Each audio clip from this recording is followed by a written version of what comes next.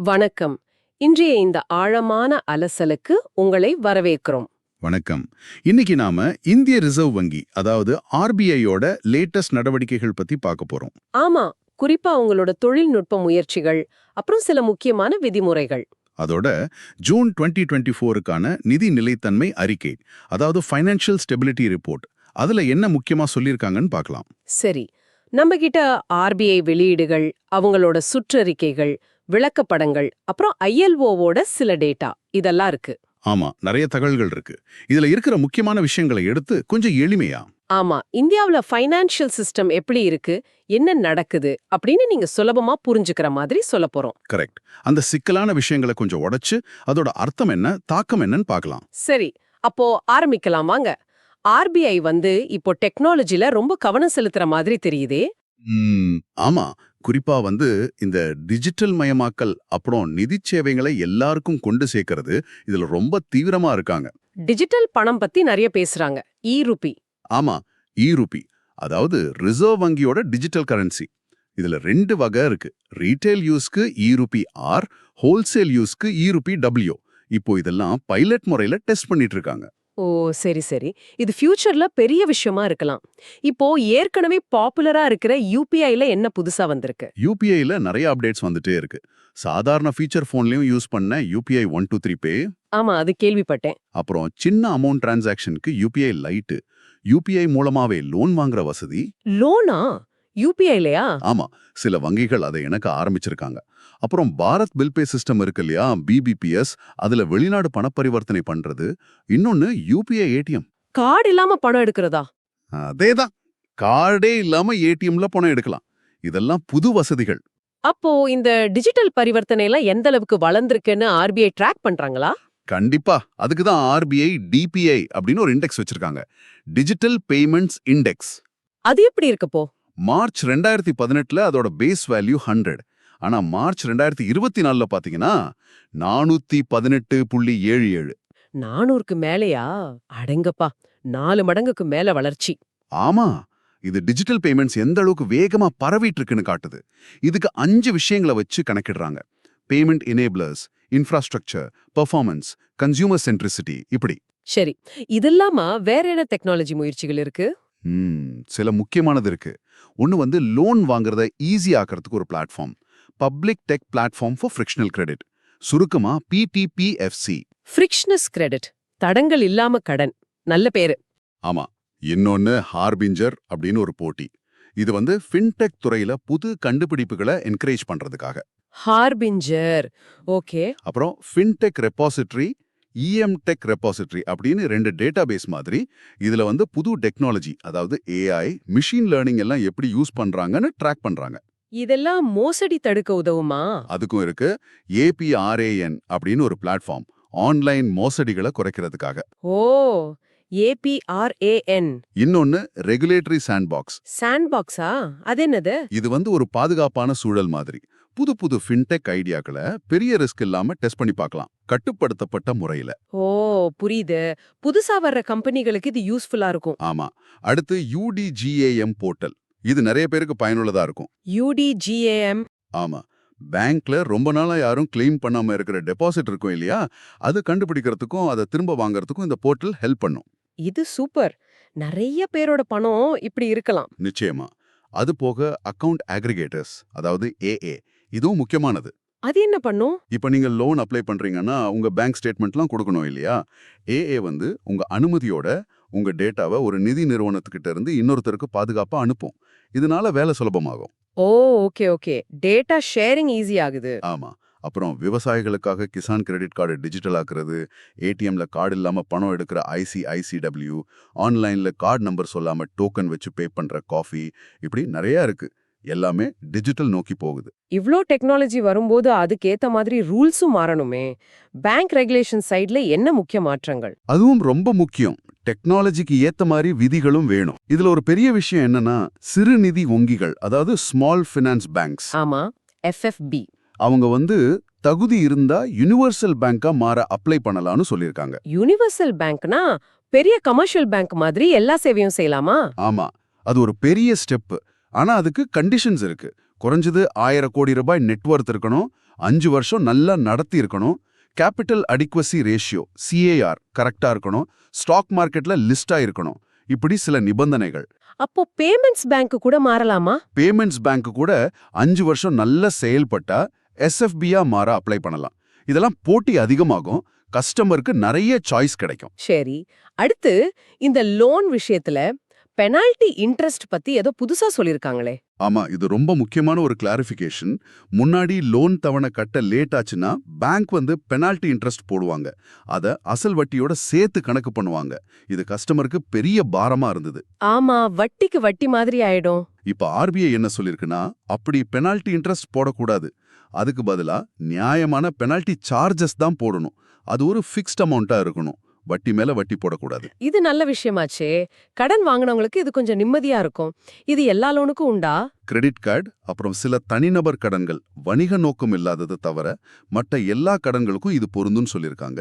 இது ஒரு வெளிப்படைத்தன்மையை கொண்டு வரும். சரி, அடுத்து ஃபாரின் எக்ஸ்சேஞ்ச் ஃபீமா LRS பத்தி கொஞ்சம் சொல்லுங்களேன். ஃபீமா, அதாவது அந்நிய செலாவணி மேலாண்மை சட்டம் 1999.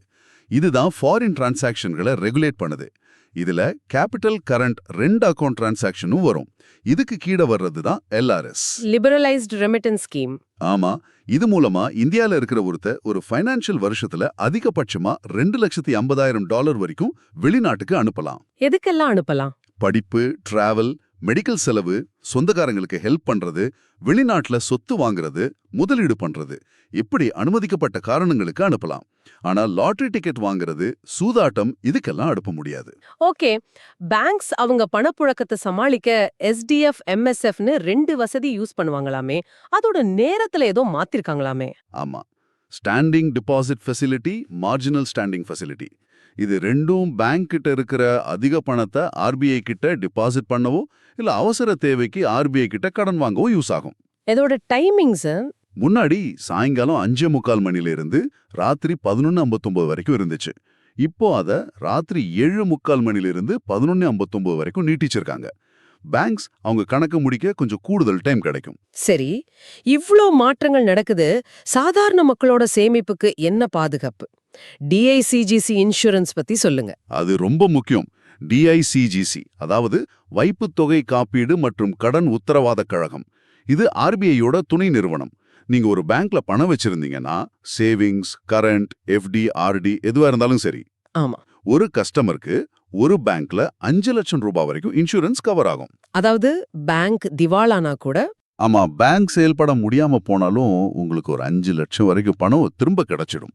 இப்போ இந்தியால இருக்கிற மொத்த பேங்க் அக்கவுண்ட்ல 97.6% அக்கவுண்ட் இந்த கவருக்குள்ள வருது. 97.6%? அப்போ கிட்டத்தட்ட எல்லா சின்ன டெபாசிட்ரும் கவர் ஆயிடுவாங்க. இது பெரிய நம்பிக்கை கொடுக்கும். சரி, இப்போ இந்த எல்லா முயற்சிகளையும் சேர்த்து பார்த்தா இந்தியாவோட நிதி அமைப்பு இப்போ எப்படி இருக்கு? ஜூன் 2024 ஃபைனான்சியல் ஸ்டெபிலிட்டி ரிப்போர்ட் என்ன சொல்லுது?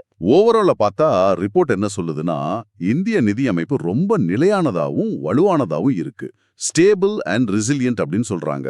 உலக அளவுல சில பிரச்சனைகள் இருந்தாலும் இந்திய பொருளாதாரம் நல்லா பண்ணுதுன்னு சொல்றாங்க. முக்கியமா பொருளாதாரம் பத்தி என்ன சொல்றாங்க? GDP வளர்ச்சி, பணவீக்கம். 2023-24 ஃபைனான்சியல் இயர்ல நம்ம GDP வளர்ச்சி 8.2%. இது உலகத்திலே ரொம்ப அதிகம். 8.2%, சூப்பர். பணவீக்கம், ரீட்டைல் இன்ஃப்ளேஷன் அதாவது CPI குறைஞ்சிட்டு வருது. மே 2024ல 4.8% தான். இது கடந்த 6 வருஷத்திலே ரொம்ப கம்மியான அளவு. பணவீக்கம் குறையிறது நேரடியா மக்களுக்கு நல்லது. இந்த current account deficit CAD, forex reserve எல்லாம் எப்படி இருக்கு? CAD ரொம்ப கண்ட்ரோல்ல இருக்கு. போன வருஷம் GDPல வெறும் 0.6% தான். இது ரொம்ப மேனேஜபிள் லெவல். ஃபாரெக்ஸ் ரிசர்வ் அதாவது அந்நிய செலவாணி கையிருப்பு ஜூன் 2024ல $652.9 பில்லியன். போதுமானதா? இது 11 மாசத்துக்கு மேல நம்ம இறக்குமதி செலவை சமாளிக்க போதும். அதனால வெளியில இருந்து ஏதாவது ஷாக் வந்தாலும் தாங்க முடியும். பொருளாதாரம் நல்லா இருக்குன்னு தெரியுது. பேங்கிங் செக்டர் எப்படி இருக்கு? குறிப்பா NPA பிரச்சனை, அது பல வருஷமா பேசிட்டு இருக்கோமே. இதுதான் இந்த ரிப்போர்ட்டோட ஹைலைட்னே சொல்லலாம். பேங்க்ஸோட மொத்த வாராக்கடன் அதாவது கிராஸ் NPA மார்ச் 2024ல 2.3% குறைஞ்சிருக்கு. 2.3%? ஆமா, நெட் NPA அதாவது நிகர வாராக்கடன் வெறும் 0.57% தான். இது பல வருஷத்துல நாம பார்க்காத அளவுக்கு குறைஞ்சிருக்கு. டிகேட்ஸ்ல இதுதான் லோயஸ்ட். இது உண்மையிலேயே பெரிய சாதனை. எப்படி இது சாத்தியமாச்சு? பேங்க்ஸோட கேபிட்டல் எப்படி இருக்கு? இதுக்கு பல காரணங்கள். கவர்மெண்ட், ஆர்பிஐ எடுத்த நடவடிக்கைகள், வாராக்கடனை வசூலிக்கிறதுல வேகம், பொருளாதாரம் நல்லா இருந்தது, இதெல்லாம் காரணம். பேங்க்ஸோட கேபிட்டல் அடிக்வசி ரேஷியோவும் CARRம் ரொம்ப நல்லா இருக்கு.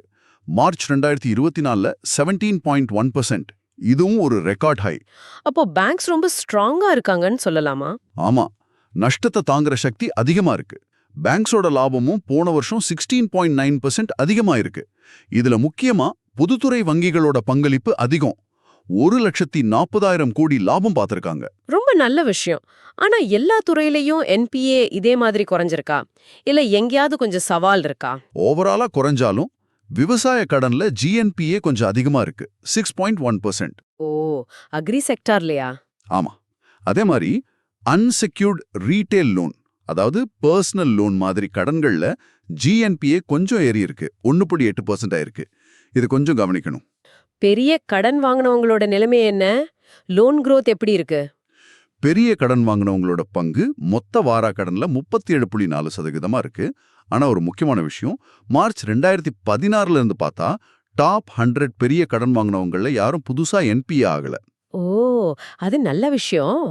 கடன் வளர்ச்சி கிரெடிட் growth ஜூன் 2024ல கொஞ்சம் குறைஞ்சு 9.6% இருக்கு.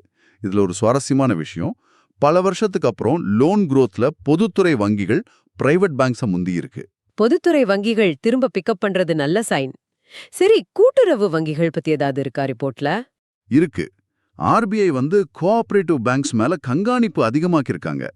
டிசம்பர் 2022ல இருந்து மே 2024 வரைக்கும் 118 கூட்டுறவு வங்கிகள் உட்பட 127 நிறுவனங்கள் மேல நடவடிக்கை எடுத்திருக்காங்க. ஓ, நிறைய நடவடிக்கை எடுத்திருக்காங்க போல. ஆமா, அர்பன் கோஆபரேட்டிவ் பேங்க்ஸ் UCBஸோட கேபிட்டல் நிலைமை CAR 16.8% இம்ப்ரூவ் ஆயிருக்கு. அவங்களோட GNPAவும் 6.1% குறைஞ்சிட்டு வருது. சரி, நிதி நிலைமை, பேங்கிங் பத்தி பார்த்தாச்சு. இந்த ரிப்போர்ட்ல சமூக பாதுகாப்பு, அதாவது சோஷியல் செக்யூரிட்டி பத்தியும் ஏதோ இருந்த மாதிரி. ILO டேட்டா என்ன சொல்லுது? ஆமா, சர்வதேச தொழிலாளர் அமைப்பு ILO டேட்டா படி 2020ல இந்தியால 24.4% பேர் தான் ஏதோ ஒரு சோஷியல் செக்யூரிட்டி திட்டத்துக்கு கீழே இருந்தாங்க. 24% தானா? ஆனா தொழிலாளர் அமைச்சர் என்ன சொல்றாங்கன்னா, கடந்த 10 வருஷத்துல இது கணிசமா அதிகமா இருக்கு. குறிப்பா இந்த அமைப்பு சாரா தொழிலாளர்கள், கிக் ஒர்க்கர்ஸ், பிளாட்ஃபார்ம் ஒர்க்கர்ஸ், இவங்களையெல்லாம் இந்த பாதுகாப்பு வலயத்துக்குள்ள கொண்டு வர கவர்மெண்ட் முயற்சி பண்றாங்க. ஈஸ்ரம் போர்ட்டல் எல்லாம் அதுக்கு ஒரு உதாரணம். இது ரொம்ப முக்கியம். ஏன்னா நம்ம நாட்டுல அமைப்பு சாரா தொழிலாளர்கள் தான் அதிகம். அவங்களுக்கு பாதுகாப்பு தேவை. கடைசியா RRB பத்தி ஒரு லிஸ்ட் இருந்ததே. ஆமா, ரீஜனல் ரூரல் பேங்க்ஸ். இந்தியால இப்ப இருக்கிற 28 RRBகளோட லிஸ்ட் அது. எந்த மாநிலம், ஹெட் ஆஃபீஸ் எங்க, ஸ்பான்சர் பேங்க் யாருன்னு டீட்டெயில்ஸ் இருக்கும். தமிழ்நாட்டுல பாத்தீங்கன்னா தமிழ்நாடு கிராம வங்கி, sponsor bank Indian bank, head office Salem, இந்த மாதிரி. ஓகே, அருமை. அப்போ இன்னைக்கு நாம RBIயோட டிஜிட்டல் முயற்சிகள், இருந்து UPI ATM வரைக்கும். ஆமா, பேங்க் ரூல்ஸ்ல SFB யுனிவர்சல் பேங்க் ஆகிறது, பெனால்டி சார்ஜஸ், அப்புறம் ஃபினான்ஷியல் ஸ்டெபிலிட்டி ரிப்போர்ட் சொன்ன விஷயங்கள், NPA குறைஞ்சது, கேபிட்டல் அதிகமானது, இப்படி நிறைய ஆழமா பார்த்துட்டோம். சுருக்கமா சொன்னா இந்திய நிதியமைப்பு டெக்னாலஜி ரீதியாவும் ரெகுலேஷன் ரீதியாவும் அப்டேட் ஆகிட்டே இருக்கு. அதே சமயம் அதோட அடித்தளம் ரொம்ப ஸ்ட்ராங்கா, ரெசிலியண்டா இருக்கு. பொருளாதாரம் வளருது, NPA குறையுது, கேபிட்டல் அதிகமாகுது. இதெல்லாம் நல்ல பாசிட்டிவ் சிக்னல்ஸ். நிச்சயமா. இந்த தகவல்கள் எல்லாம் இந்தியால இப்போ ஃபினான்ஷியல் சீன் எப்படி இருக்கு, ஃபியூச்சர்ல என்ன எதிர்பார்க்கலான்னு புரிஞ்சுக்க உங்களுக்கு உதவி இருக்குன்னு நம்புறோம். இறுதியா உங்களுக்காக ஒரு கேள்வி. இப்போ இந்த டிஜிட்டல் பணம், CBDC எல்லாம் இன்னும் பரவலாகி புது புது டெக்னாலஜி வரும்போது நம்ம ஃபைனான்ஷியல் சிஸ்டம் சந்திக்க போற அடுத்த பெரிய மாற்றங்கள் என்னவா இருக்கும்? ஆமா, இது நம்மளோட பணப்பழக்கத்தை எப்படி மாத்தும், நம்ம டேட்டா பாதுகாப்புக்கு என்ன அர்த்தம்? அதோட இந்தியாவோட இந்த சோஷியல் செக்யூரிட்டி கவரேஜ் உலக சராசரி அளவுக்கு எப்பவாவது வருமா? இத பத்தி நீங்க என்ன நினைக்கிறீங்க? இத பத்தி நீங்களும் யோசிங்க. இந்த ஆழமான அலசல்ல எங்களோட இருந்ததற்கு ரொம்ப நன்றி. நன்றி.